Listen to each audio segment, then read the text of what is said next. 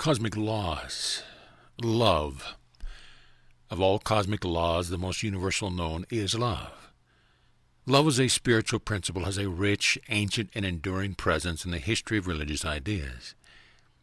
In Africa, during the civil wars that broke out after the Sixth Dynasty in Egypt, about 2200 BC, one king composed a set of instructions for his son, Merkari. Do justice while thou endurest upon earth. Do not do evil. Love all men. In the 13th century BC, during the wandering in the wilderness by the Israelites returning from Egypt to the Promised Land, Moses composed guidelines for his people based on revelation from God. You shall not hate your brothers in your heart. You shall not bear any enmity against the children of your own people, but you shall love your neighbors as yourself. I am the Lord, you shall keep my statutes. Deep in the forest of the upper Ganges, sometimes in the first millennium BC, an illumined master teacher set down thoughts for his disciples in what would become, centuries later, the Bhagavad Gita. This supreme Lord who pervades all existence, the true self of all creatures, may be realized through undivided love. As the mouthpiece of the Lord he writes, I look upon all creatures equally, none are less dear to me and none more dear. But those who worship me with love live in me, and I come to life in them. Over 2,000 years later, in modern India, a direct disciple of these teachings, Mahatma Gandhi, wrote, It is my firm belief that it is love that sustains the earth. There only is life where there is love. Life without love is death.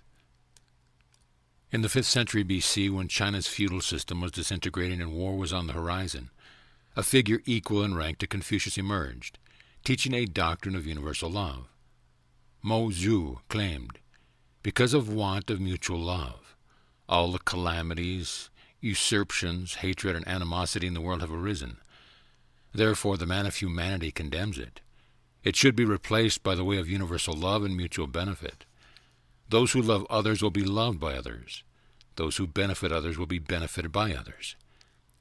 In the Middle East, at the beginning of the Common Era, Jesus encouraged the disciples to love, just as my Father has loved me. I also have loved you, abide in my love. If you keep my commandments, you will abide in my love, even as I have kept my Father's commandments and abide in his love.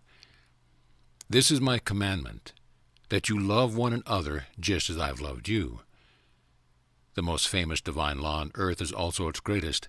One of the Pharisees who knew Mosaic law by heart asked Jesus, Teacher, which is the greatest commandment in the law? Jesus said to him, Love the Lord your God with all your heart and with all your soul, and with all your might and with all your mind. This is the greatest and the first commandment. And the second is like to it. Love your neighbor as yourself. On these two commandments hang the law and the prophets. In a synopsis of love in the Encyclopedia of Religion, religious historian J. Bruce Long buttresses Jesus' assertion, the concept of love in one form or another has informed the definition and development of almost every human culture in the history of the world, past and present, east and west, primitive and complex. Broadly conceived, love has been a motivational force in the shaping of culture within both the ideological and behavioral dimensions of life, and a substantive theme in the byproducts of almost every form of human activity, in religion and the arts, literature and music, dance and drama, philosophy and psychology. It is perhaps safe to say that the idea of love has left a wider and more indelible imprint upon the development of human culture in all its aspects than any other single notion. People often say that they feel love, but how often do people claim that they understand love? If love is not understood, then who knows whether what they feel is love rather than something else, something less? Love is currently defined as a strong affection for or attachment or devotion to a person or persons, a strong liking for and interest in something. Words most closely describing this type of friendly, loving feeling include the Greek philia, the Latin delictio, and snaha, and priyata in Sanskrit. Love also is depicted as a strong, usually passionate affection for a person of the opposite sex.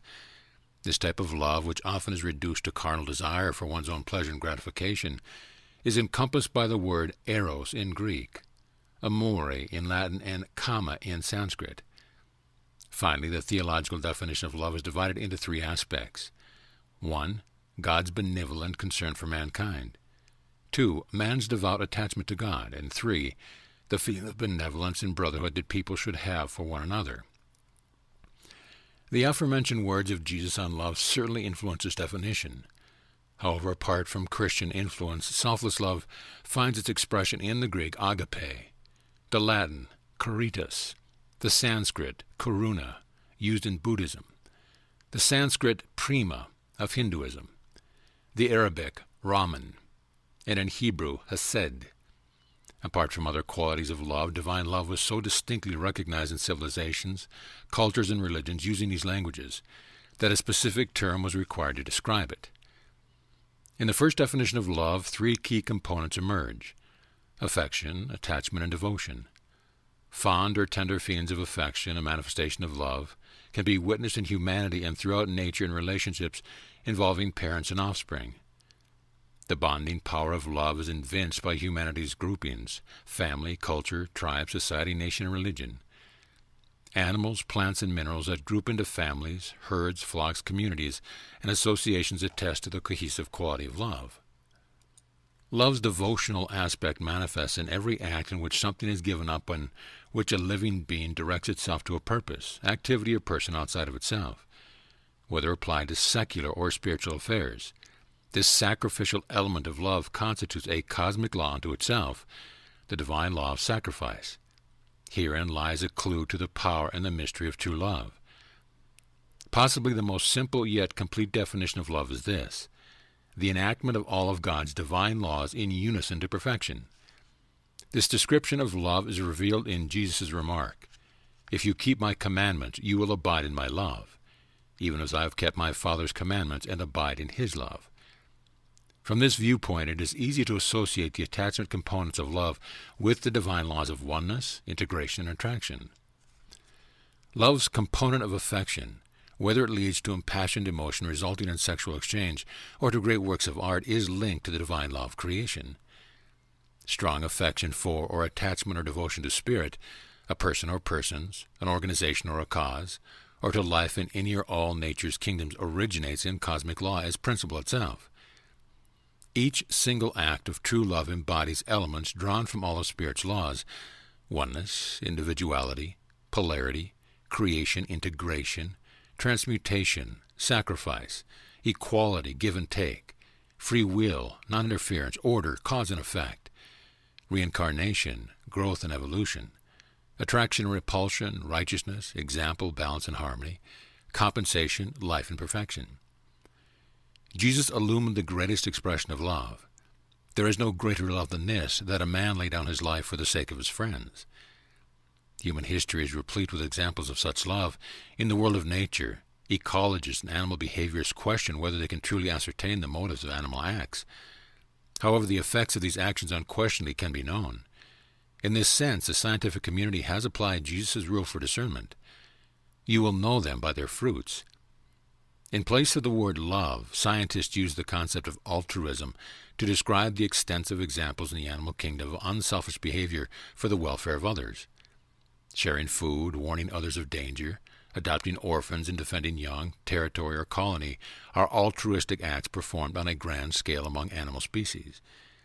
They are fulfilled every day to the detriment of individual survival, when parents, especially mothers, raise their young. Used to thwart hive robbers, the barbed hook on the sting of a honeybee can rarely be withdrawn.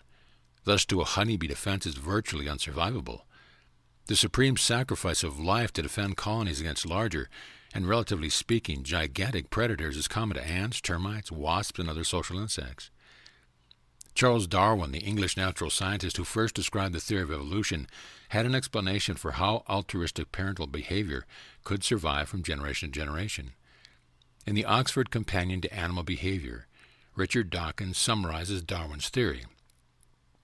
Offsprings whose lives are saved by parental care tend to inherit the tendency to care for their own young when the time comes.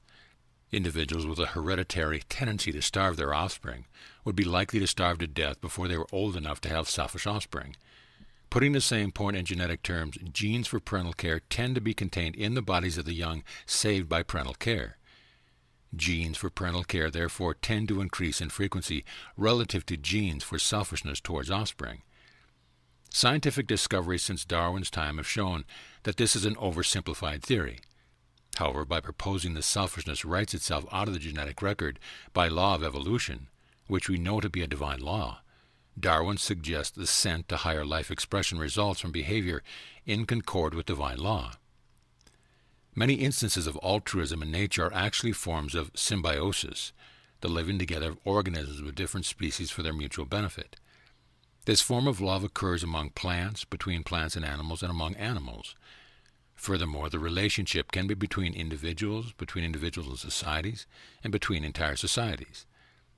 The divine law of give and take is in full evidence here, rendering yet another example of the integrated activity of cosmic laws to produce true love.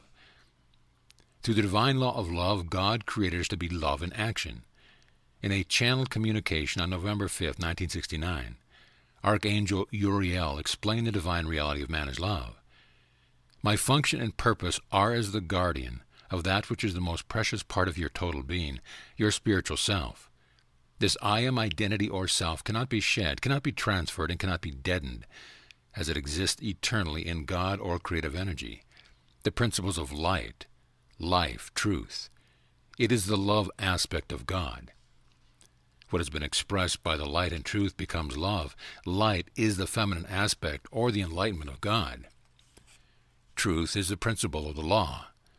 Love is the expression of this energy. So the love of God, which is your I am consciousness or spiritual self, is formed eternally from the beginning and never can be dissolved in any way, shape, or form. Therefore mankind, which was created equal and whole in the I am self, became a physical form and personality in order to experience all three aspects of his Creator, light, truth, and love. Humankind's very essence is love. Therefore, one would expect it to be the easiest of spirit's laws to express. And paradoxically, it is not, as we all know too well. In a communication on April 16, 1958, Jesus touched on this incongruity. It is easy to love when you are loved, but difficult to love when you are hated or misused or ignored. This temptation is the easiest one to which to submit. Those who appear to you in unkindness, inconsideration, boorishness, lack of understanding are your tempters. If you can accept them as God's children and love them in return for their ill will and their hatred, then you can face the world as one of enlightenment. Every step of the disciple's path is fraught with this particular temptation, for you are never universally loved, understood, or accepted. In northern India, the Buddha taught virtually the same message. Look how he abused me and beat me, how he threw me down and robbed me. Live with such thoughts and you live in hate. Look how he abused me and beat me, how he threw me down and robbed me. Abandon such thoughts and live in love. In this world, hate never yet dispelled hate. Only love dispels hate. This is the law, ancient and inexhaustible. In Palestine, Jesus instructed likewise to all those who would listen. Love your enemies and do good to those who hate you. And bless those who curse you. And pray for those who compel you to carry burdens. And to him who strikes you on the cheek, offer him the other. And to him who takes away your robe, do not refuse your shirt also. Give to everyone who asks you, and from him who takes away what is yours, do not demand it back again. Just as you want men to do to you, do to them likewise. For if you love those who love you, what is your blessing? Even sinners love those who love them. And if you do good only to those who do good to you, what is your blessing? For sinners also do the same. And if you lend only to him from whom you expect to be paid back, what is your blessing? For sinners also lend to sinners to be paid back likewise. But love your enemies and do good to them, and lend and do not cut off any man's hope. So your reward will increase, and you will become sons of the highest.